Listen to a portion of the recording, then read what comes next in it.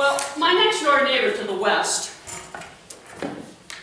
is the father of 2 small children, 1 newborn in fact, husband to his wife, a good neighbor, and obviously a good friend based on the number of cars and trucks that gather whenever there's a celebration to be had. And he's also a sheriff's deputy. And in his spare time, he plays with and cares for his children, and he engages in home improvement projects. In the past 18 months, his backyard has become a playground for his family. He took down trees, installed a fence, installed an above-ground heated pool, as well as a deck, built an amazing play set for his children, and set up a trampoline. And more to the point, he did all of this work by himself. So one day when he came over and we were chatting, actually across the fence, I told him how remarkable I thought his abilities were, how impressed I am with him.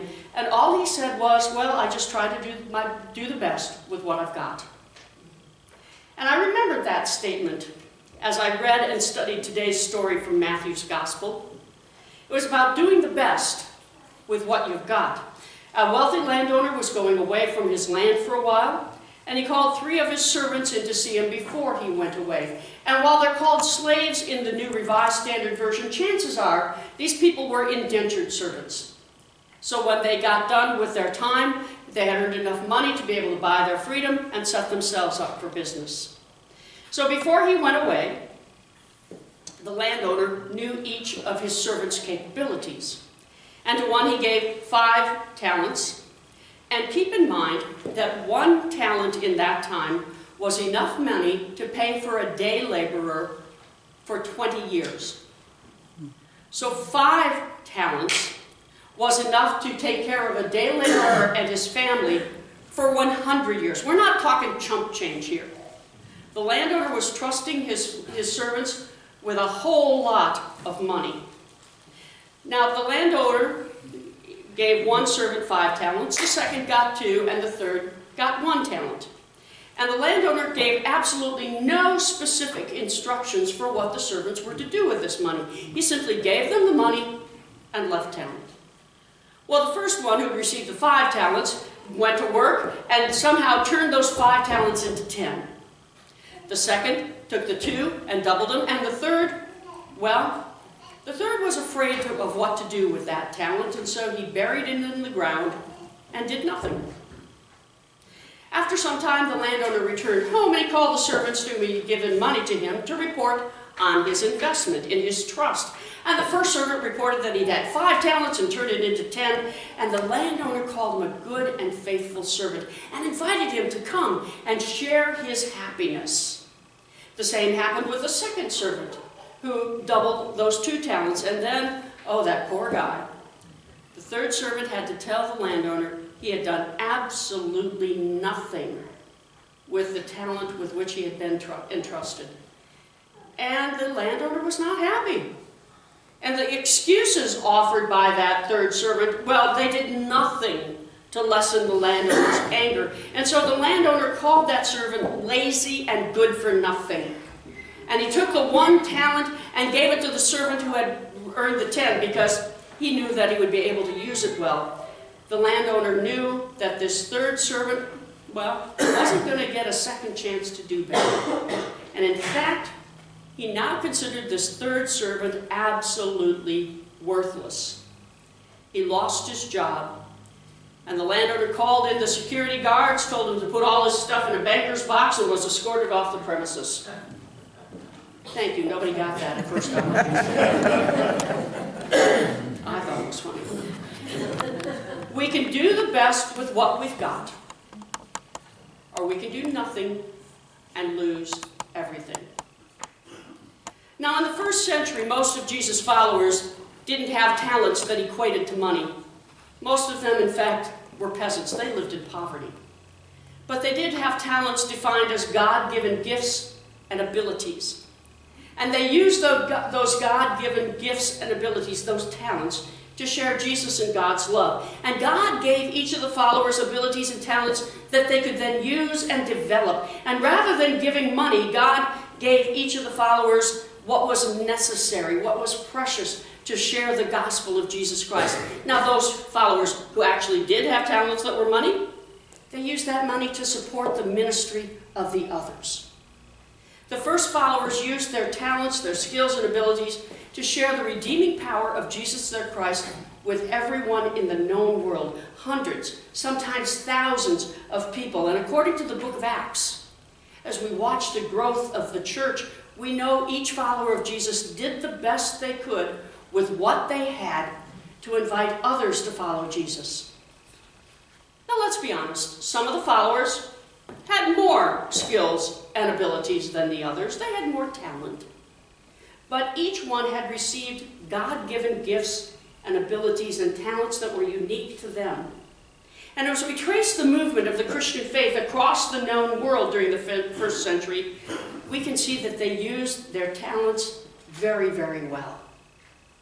And like I said, some of Jesus' followers had a lot of blessings, a lot of gifts, a lot of talents. Some had a few, and, well, some had one skill, one ability, one talent that they could use. And those talents, whether it was 100 or 1, were priceless. And knowing their abilities were gifts from God, each of the followers did the best they could with what they had. Now, I've shared ministry with all of you long enough to know that this congregation is filled with some very talented, skilled people with a lot of ability, a lot of gifts that have been given to us by God. And in some cases, the talents means abilities, and in others it means money, and some, the blessed few, it means both.